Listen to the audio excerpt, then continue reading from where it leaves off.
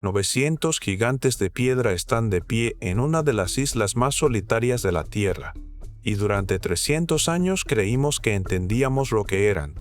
Nos equivocábamos. Cuando a una inteligencia artificial se le entregó cada pieza de información jamás recogida sobre la isla de Pascua, cada coordenada, cada estudio geológico, cada escaneo estructural, cada medición astronómica, y se le pidió encontrar lo que los investigadores humanos habían estado pasando por alto.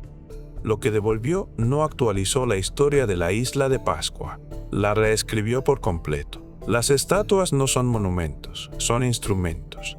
Y la isla no es un asentamiento, es una máquina construida para hacer algo tan específico, tan sofisticado y tan deliberado que quienes la levantaron cargaban con un conocimiento cuyo origen todavía no sabemos explicar del todo. Empecemos por lo básico, porque lo básico ya es extraordinario.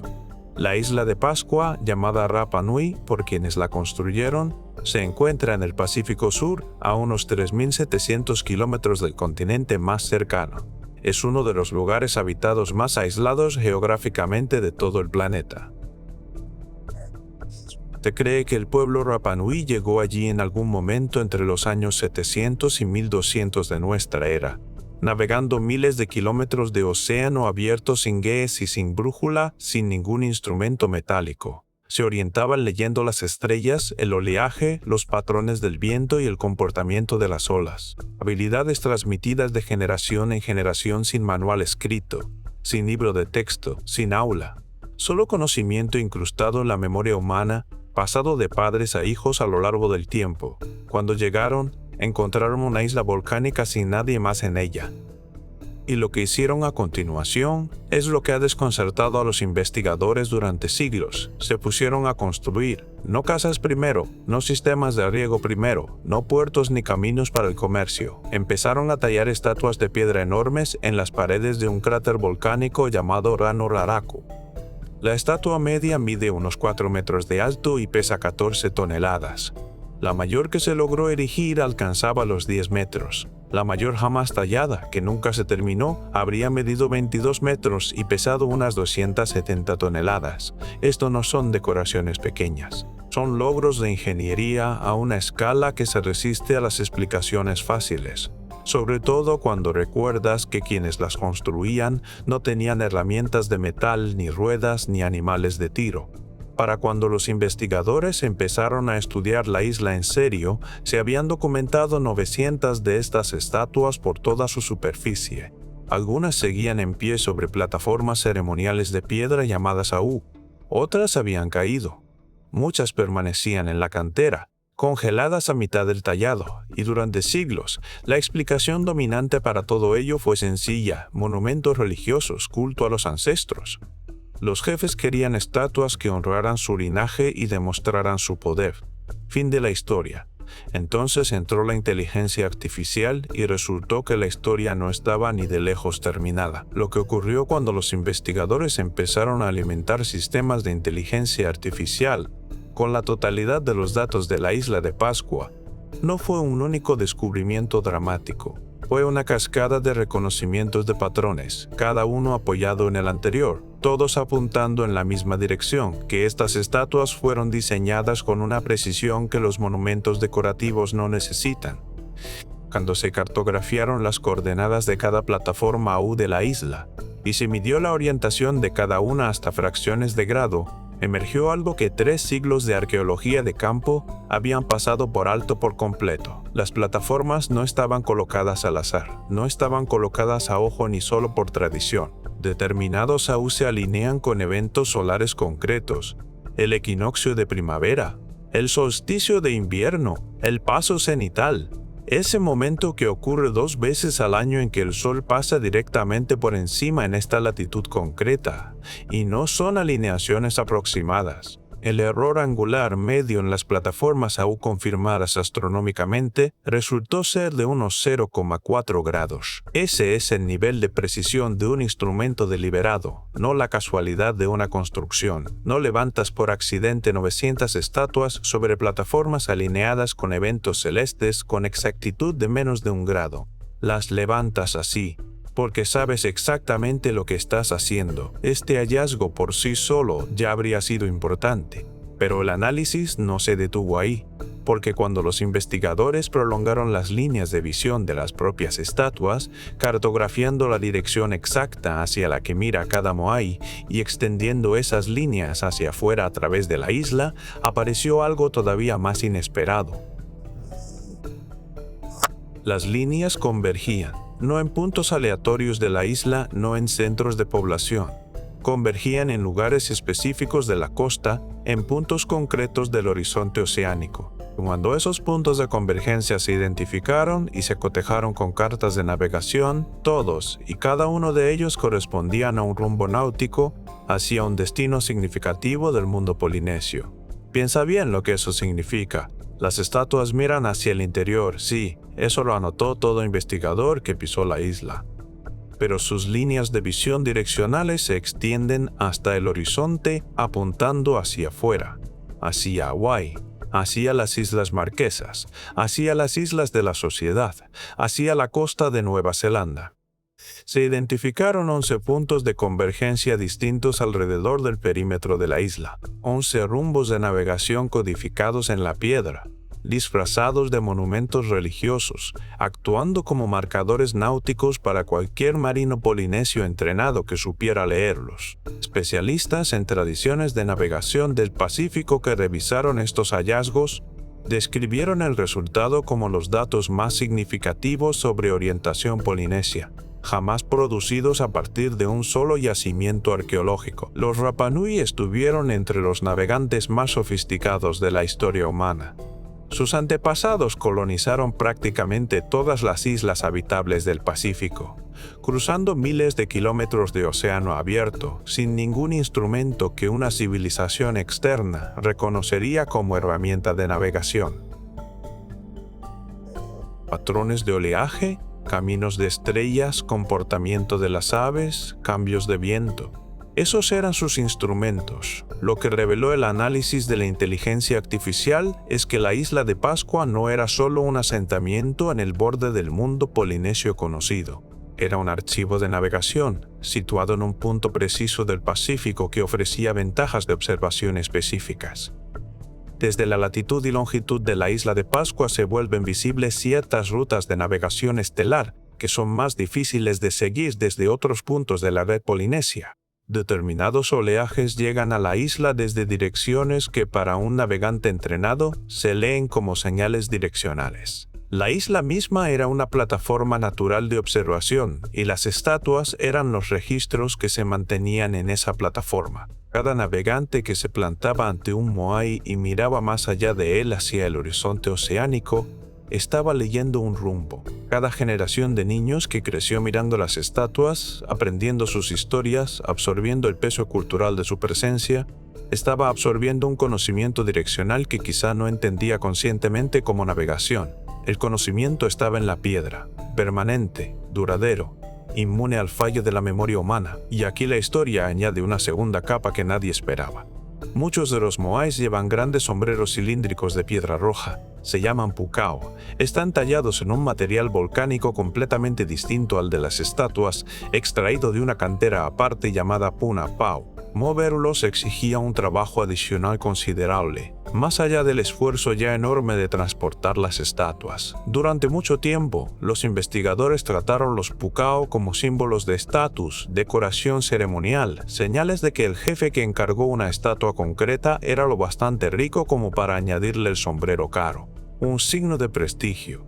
El análisis de la inteligencia artificial los miró de otra manera. Cuando se calcularon la distribución de peso y el centro de gravedad de estatuas con pukao y sinen, se hizo evidente algo que nadie había notado antes: que la piedra roja cilíndrica colocada encima de una estatua cambia la forma en que esa estatua responde a la vibración. Desplaza la frecuencia de resonancia de la estructura cuando se la golpea. Las estatuas con pukao resuenan a frecuencias distintas de las que no lo llevan. Y cuando se cartografió la distribución de las estatuas con pukao contra las líneas de visión náuticas identificadas antes, emergió un patrón. Las estatuas que apuntaban hacia destinos más lejanos tendían a llevar pukao, Las que apuntaban hacia destinos más cercanos tendían a no llevarlo. Los sombreros no estaban decorando las estatuas, las estaban anotando. Dos categorías de información náutica codificadas en dos frecuencias de resonancia distintas, integradas directamente en la piedra. Marcadores de distancia, notación acústica. No estaban decorando sus monumentos, estaban construyendo un sistema de archivo. Aquí es también donde los caminos se vuelven importantes. La isla de Pascua tiene una red de senderos empedrados que van desde la cantera de Rano Raraku hacia la costa. La suposición estándar siempre ha sido que se trataba de rutas de transporte, usadas para llevar las estatuas desde la cantera hasta su posición final. Parecía lógico. Pero cuando se midió la anchura de los caminos contra las dimensiones reales de la base de las estatuas, apareció un problema. Varios de los caminos son más estrechos que las bases de Moai más anchas. Esos caminos no pudieron ser físicamente la vía principal de transporte de las estatuas a las que supuestamente servían. Con lo que sí encajan las anchuras es con la escala humana, lo bastante anchos para una procesión de personas caminando, y en algunos tramos lo bastante estrechos como para obligar a ir en fila de uno. Y las propias superficies de los caminos están hechas del mismo material volcánico resonante que las estatuas. Golpeadas suavemente, las losas del pavimento suenan. Recorridas en procesión, sobre todo con movimiento rítmico, pisadas marcadas o tambores, las superficies producen retorno acústico. El sonido viaja hacia las estatuas del final del sendero, hacia los nodos acústicos, hacia los puntos donde el efecto de resonancia sería más intenso. Los caminos no eran infraestructura de transporte, eran infraestructura experiencial. Estaban construidos para entregar a la persona que los recorría a una experiencia sensorial concreta al llegar a la estatua. La piedra bajo los pies resonaba, la piedra de delante resonaba.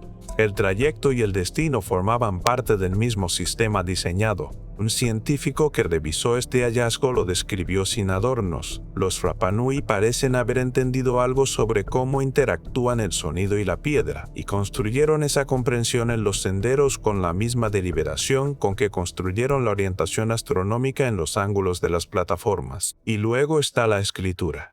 La isla de Pascua alberga uno de los misterios sin resolver más famosos de la lingüística, el rongorongo, un sistema de símbolos tallados sobre tablillas de madera que nunca ha sido descifrado.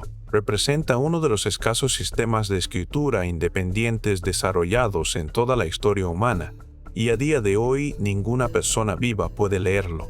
Varios investigadores han dedicado carreras enteras a intentar descifrarlo. En 2025, un investigador llamado Eric Keeley publicó la afirmación de haber decodificado con éxito las 26 inscripciones conocidas, sosteniendo que la escritura es fonéticamente silábica y codifica mitología polinesia, registros de navegación y conocimiento ritual. Su trabajo todavía no ha alcanzado una aceptación académica amplia revisada por pares, y la comunidad especializada se mantiene cauta. La historia del rongorongo está llena de descifrados propuestos que acabaron sin sostenerse, pero la dirección a la que apuntan sus hallazgos es coherente con lo que el análisis de patrones encontró en las estatuas físicas. Cuando a los sistemas de inteligencia artificial se les entregó cada símbolo documentado de rongorongo junto a los datos astronómicos, náuticos y acústicos ya recogidos de las plataformas y las estatuas,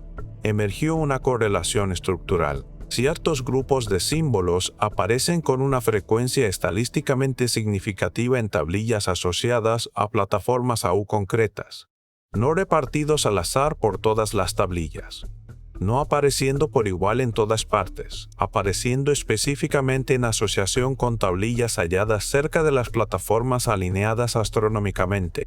Los patrones de frecuencia sugieren que los símbolos hallados junto a las plataformas alineadas con los equinoccios podrían codificar intervalos del ciclo solar. Los hallados junto a las plataformas orientadas para navegación podrían corresponder a notación de rumbo y distancia. Si esa interpretación se sostiene, las tablillas de rongorongo no eran un texto narrativo, no eran una escritura religiosa, eran el manual de instrucciones de la red de monumentos, el registro escrito de cómo leer lo que la piedra ya codificaba. Esa interpretación sigue siendo preliminar. El rongorongo lleva 150 años resistiéndose al descifrado, y una correlación de patrones no es una traducción. Pero por primera vez existe una hipótesis estructural concreta sobre lo que algunas tablillas podrían estar registrando, anclada en los mismos datos físicos que revelaron el propósito de las estatuas. Las tablillas y las estatuas podrían ser dos partes del mismo sistema. Una te dice lo que significa la otra. Ahora, aquí está la parte que detiene a todo el que se la encuentra, porque el análisis no solo encontró lo que las estatuas codifican, encontró cuando los constructores dejaron de entender lo que estaban codificando. Cuando se cartografió la secuencia de construcción de las estatuas contra la precisión de sus alineaciones, cuando se cruzaron las dataciones por radiocarbono con las mediciones de exactitud angular, apareció una tendencia que corre exactamente en la dirección equivocada. Las estatuas más antiguas talladas en Rano-Raraku muestran las alineaciones más ajustadas, las orientaciones astronómicas más exactas, el diseño acústico y estructural más deliberado. A medida que la construcción continúa a lo largo de los siglos, la precisión se degrada. Las estatuas posteriores llevan sus objetivos astronómicos por márgenes más amplios. Las plataformas posteriores se desvían de sus alineaciones solares. Las líneas de visión náutica se vuelven menos exactas. El error medio de alineación en las plataformas aún más antiguas confirmadas está por debajo de 0,3 grados. En la fase final de construcción, antes de que el tallado se detuviera por completo, ese error había crecido hasta 2,8 grados. Eso no es descuido en el acabado, eso es 9 veces menos preciso. La diferencia entre 0,3 y 2,8 grados es la diferencia entre alguien que entiende exactamente por qué la piedra debe ir precisamente ahí y alguien que solo recuerda que debería ir más o menos ahí. Los primeros constructores conocían el sistema. Sus descendientes estaban copiando una tradición que ya no podían interpretar del todo. Veían las estatuas anteriores. No podían reproducir lo que los constructores anteriores entendían. El tallado acabó deteniéndose por completo. La última estatua de Rano-Raraku nunca se terminó. Sigue ahí, tallada a medias en la pared de la cantera, abandonada a mitad del trabajo, y una investigación nueva ha añadido contexto importante sobre cuándo y por qué. Un estudio de 2025 publicado en Communications, Earth and Environment, dirigido por investigadores del Observatorio Terrestre La Mondoherty, reconstruyó un registro de lluvias de 800 años para Rapa Nui, usando señales de isótopos de hidrógeno conservadas en ceras de hojas antiguas y en núcleos de sedimento. Lo que encontraron desafía el relato más popular sobre el destino de la isla de Pascua. Una sequía severa empezó alrededor de 1550 y duró más de un siglo. Las lluvias cayeron bruscamente en una isla que ya era pobre en agua dulce. La construcción de plataformas ceremoniales se ralentizó durante ese periodo. Las estructuras sociales cambiaron. Emergió un nuevo sistema de liderazgo llamado Tangata Manu, en el que los líderes se elegían mediante competición atlética en vez de por un linaje familiar, ligado a la tradición de los moais. Y algo crítico, el estudio encontró pocas pruebas del colapso poblacional catastrófico que exige el famoso relato del ecocidio. Los Rapa Nui no se destruyeron a sí mismos talando árboles para mover estatuas. Se enfrentaron a una crisis climática prolongada y se adaptaron. Cambiaron sus rituales, reestructuraron su sociedad, sobrevivieron. La devastación llegó después, desde fuera, con las glacias esclavistas y las enfermedades introducidas que siguieron al contacto europeo en el siglo XVIII. La civilización que construyó el archivo no fue destruida por sus propios excesos. Fue interrumpida desde fuera, mucho después de que el archivo ya estuviera sellado. La investigación con escaneo tridimensional, publicada en noviembre de 2025 por Carl Philipp Lippo y sus colegas de la Universidad de Binghamton, añadió otra dimensión al cuadro. Un modelo tridimensional de alta resolución de la cantera de Rano-Raraku reveló algo que los estudios previos a nivel de suelo no habían captado. La cantera no era una operación industrial gestionada de forma centralizada. Estaba dividida en al menos 30 zonas de tallado distintas, cada una funcionando como un área de trabajo independiente con sus propias tradiciones, técnicas y detalles estilísticos. Grupos familiares distintos tallaban en zonas distintas, manteniendo tradiciones separadas, produciendo moais con diferencias sutiles pero medibles en proporción y acabado. La sociedad que construyó estas estatuas no estaba organizada de arriba a abajo por una autoridad centralizada. Era una civilización distribuida, con muchos grupos independientes contribuyendo a un proyecto compartido, cada grupo manteniendo su propia porción del oficio. Ese hallazgo, combinado con el patrón de degradación de la precisión, sugiere algo concreto sobre cómo se perdió el conocimiento. No estaba guardado de forma central, protegido por un sacerdocio o por una única línea familiar cuya muerte lo borraría. Estaba distribuido entre grupos, cada uno manteniendo su parte de la tradición.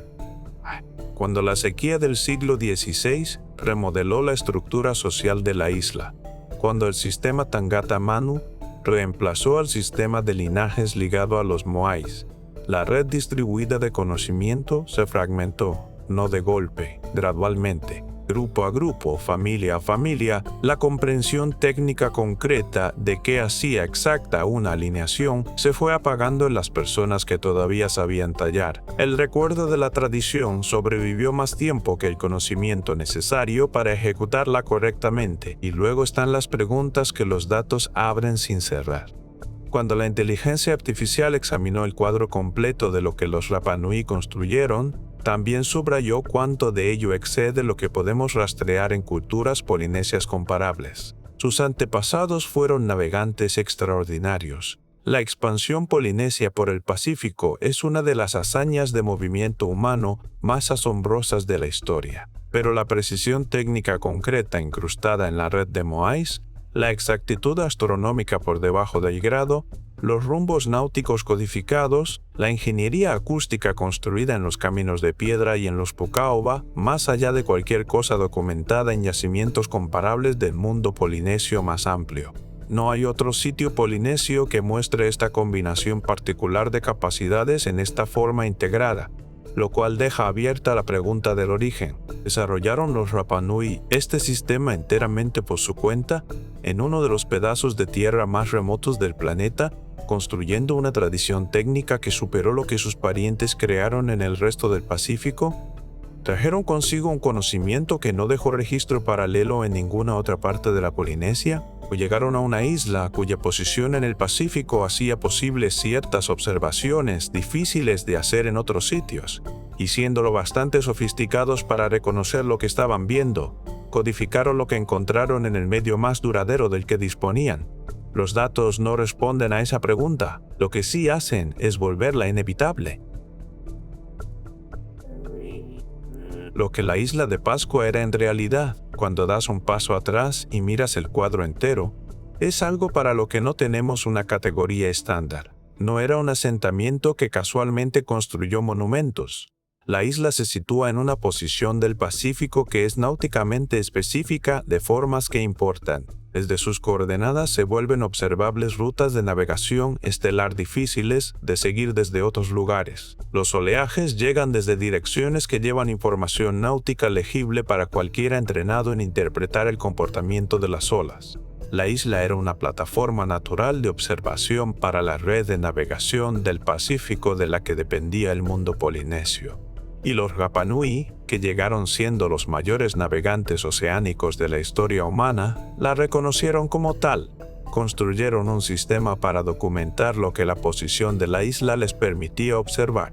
Codificaron datos astronómicos en las orientaciones de las plataformas con exactitud de fracciones de grado.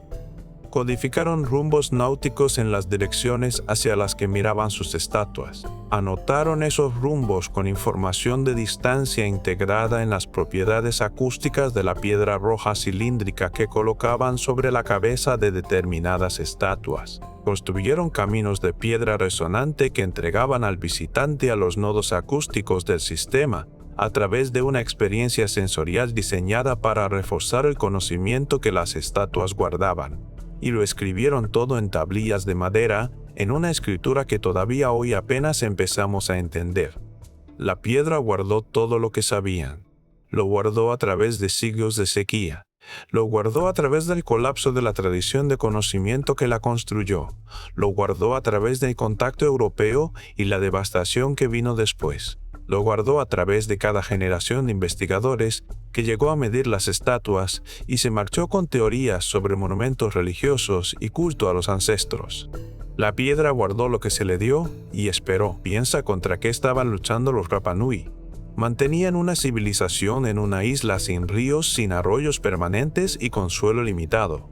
Su agua dulce venía de lagos de cráter y pozos poco profundos. Sus materiales de construcción de roca volcánica. Su comida de la pesca, la agricultura y lo que los bosques menguantes de la isla podían sostener. Y aún así, dentro de esas limitaciones, encontraron la manera de construir algo que codificaba conocimiento náutico lo bastante exacto como para guiar travesías oceánicas de miles de kilómetros. No lo hicieron porque les sobrara el tiempo y no tuvieran nada mejor que hacer. Lo hicieron porque entendían que el conocimiento importaba más que el esfuerzo que costaba conservarlo. La decisión concreta de codificar el conocimiento en piedra y no en madera, corteza o tradición oral, es en sí misma una decisión que refleja una comprensión sofisticada del tiempo. La madera se pudre, la corteza arde, el conocimiento oral depende de la supervivencia de quienes lo sostienen. Los Rapa Nui eligieron el medio que llevaría su conocimiento más allá de cualquier interrupción previsible. Construyeron para signos que nunca vivirían. Y cuando la crisis climática del siglo XVI remodeló su sociedad, cuando la sequía redujo sus recursos y cambió su estructura social, cuando el conocimiento exacto de cómo funcionaba el sistema empezó a desvanecerse de la memoria viva, la piedra se quedó exactamente donde la habían puesto, todavía apuntando, todavía codificando todo lo que había sido construida para guardar. Lo otro que llama la atención de lo que reveló el análisis es lo integrado que está el sistema. No eran proyectos separados construidos por gente separada por razones separadas que casualmente quedaron cerca unos de otros. Las alineaciones astronómicas de las plataformas, las líneas de visión náuticas de las estatuas, las anotaciones acústicas de los pukao, las propiedades resonantes de los caminos, los registros escritos de las tablillas, todo apunta en la misma dirección. Todo sirve a la misma función: navegación, preservación del conocimiento.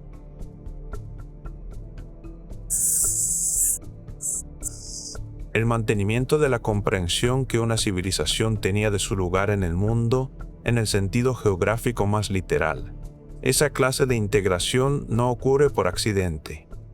Ocurre cuando un pueblo con un propósito muy claro y un conocimiento técnico sofisticado ejecuta un plan a lo largo de generaciones, cada generación añadiendo a lo que construyó la anterior, cada generación confiando en que el sistema entero importa más que cualquier pieza individual. Esa es la civilización que construyó la isla de Pascua. No aislada, no primitiva, no levantando monumentos por superstición religiosa y competencia política, construyendo una biblioteca, codificando un mundo, confiándole a la piedra que llevara su conocimiento a un futuro que no podían predecir, pero para el que sí podían prepararse. La pregunta de dónde salió exactamente ese nivel de conocimiento, cómo se desarrolló en una isla remota en mitad del Pacífico, sigue genuinamente abierta. Pero la pregunta de qué hicieron con él ya no es un misterio. Lo que ha cambiado no es la isla, lo que ha cambiado es la herramienta que le llevamos. La inteligencia artificial no encontró algo escondido, encontró algo visible. Visible en el conjunto de datos que los humanos llevaban 3 siglos recogiendo sin la capacidad de verlo todo a la vez. Las alineaciones siempre estuvieron ahí, en las mediciones. Las convergencias náuticas siempre estuvieron ahí, en las coordenadas.